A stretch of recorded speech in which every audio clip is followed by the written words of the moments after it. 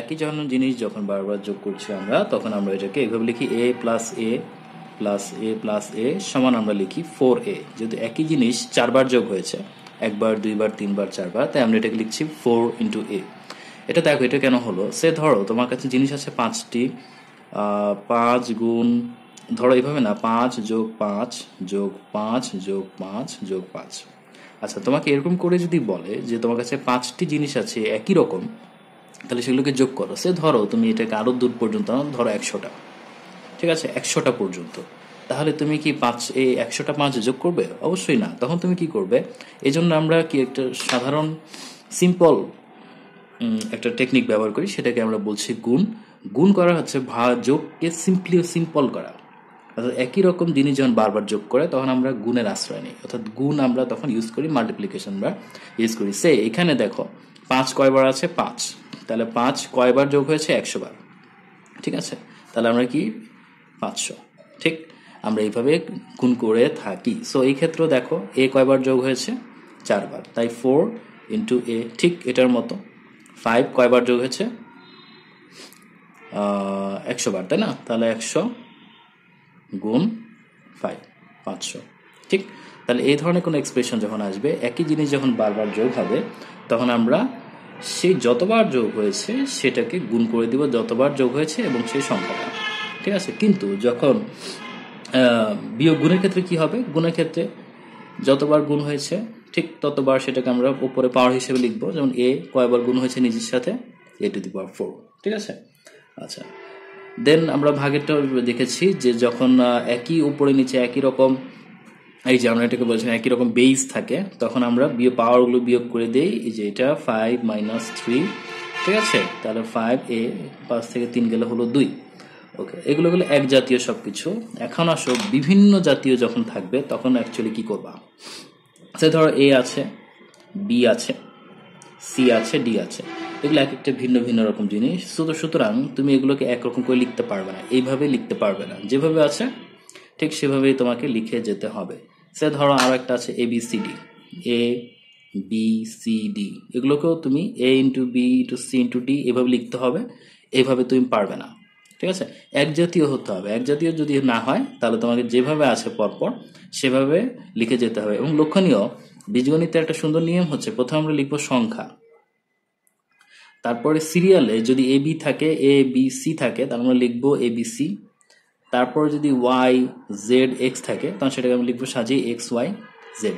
তাহলে সুতরাং এভাবে আমরা লিখবো যে ধরো যে কোনো সংখ্যা 1 2, দেন এ বি সি, দেন এক্স ওয়াই জেড।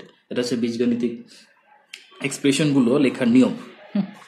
আচ্ছা, এখন দেখো যে এক জাতীয় যখন হচ্ছে, যখন সংখ্যা থাকছে, তখন কি হচ্ছে?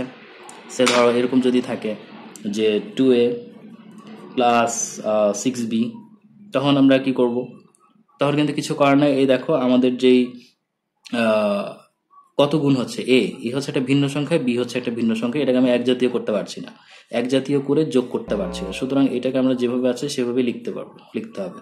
কিন্তু যদি এরকম হয় যে 2a প্লাস 6a, তখন আমরা কি করব? খেয়াল করো, এটাকে যদি ভাঙে লিখি এ প্লাস এ, দুটো এ, 6টা এ, এ plus A plus A plus A plus A plus এ, কটা হলো? এখানে দুটো, এখানে হচ্ছে 6টা, তাহলে মোট কয়টা হচ্ছে? 8টা, ঠিক না? তাহলে তোমরা এটাকে লিখতে পারো 8 ইন্টু এ। এই যে এ কয়বার নিজের সাথে যোগ হয়েছে? 8 বার। তাই আমরা 8 দিয়ে একে গুণ করলে কিন্তু আমরা পেয়ে যাচ্ছি ঠিক এই যে এখানে যেভাবে করেছিলাম যে 5 নিজের সাথে 100 বার যোগ হচ্ছে, তাই আমরা 5 দিয়ে যতবার যোগ হয়েছে সেটাকে আমরা গুণ করেছি। এখানেও সেম, এ নিজের সাথে 8 বার যোগ হচ্ছে, তাই যতবার গুণ হয়েছে সেটাকে আমরা ওই সংখ্যা দিয়ে গুণ করে দিয়েছি। ঠিক আছে, ওকে। দেখো যে দ্বিতীয়ত কি হচ্ছে, ধরো এরকম একটা এক্সপ্রেশন যদি থাকে যে 2a ইন্টু 6a, তখন কি করবা? তখন সংখ্যাগুলোকে গুণ করবা। 6 দুগুণে 12, 6 দুগুণে 12। এ নিজের সাথে কয়বার গুণ আছে? এ ইন্টু এ, তাহলে এ কয়বার? 2 বার। এভাবে লিখতে হবে। ওকে, তাহলে চলো আরেকটু বড় বিষয়ে যাই।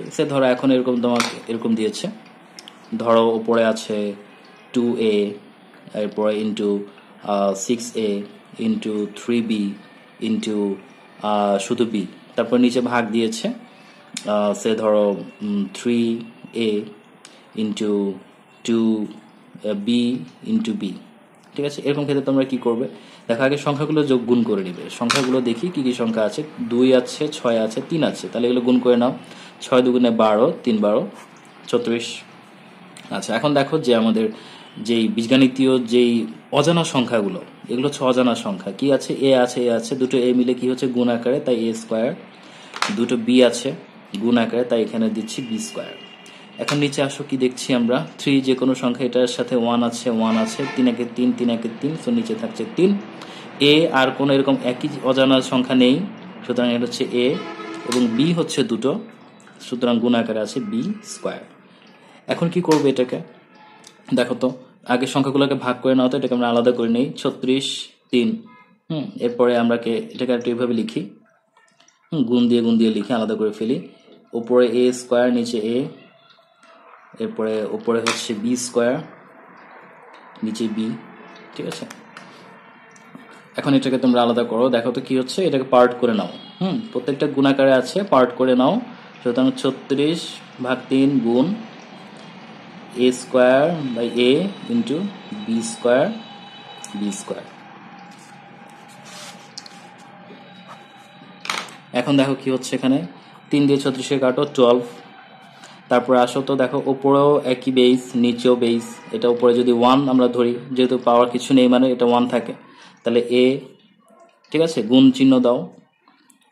2 আর -1, তাহলে এখানে 2 - 1, গুণ চিহ্ন দাও, এই যে গুণ চিহ্নটা এখানে দিয়েছে। বি স্কোয়ার, এখানে বি স্কোয়ার, তাহলে বি লিখে 2 - 2। তারপরে আসো কি হচ্ছে 12। এ 2 থেকে 1 গেলে শুধু একটা এ, এটা 1 দিলেও চাল, না দিলে তোমাদের বোঝার জন্য দিচ্ছি। বি 2 থেকে 2 মাইনাস গেলে কত থাকে, বি পাওয়ার হচ্ছে 0, ঠিক আছে। আচ্ছা, এখানে তাহলে দেখো কি হচ্ছে 12a ইন্টু 1। এখানে লক্ষণীয়, কোনো কিছুর উপরে পাওয়ার যখন 0 থাকে তখন সেটার মান আমরা 1 ধরি। কোনো কিছুর উপরে পাওয়ার, যে কোনো জিনিসের উপরে পাওয়ার যখন 0 ধরা হয় তখন সেটার মান আমরা 1 ধরি।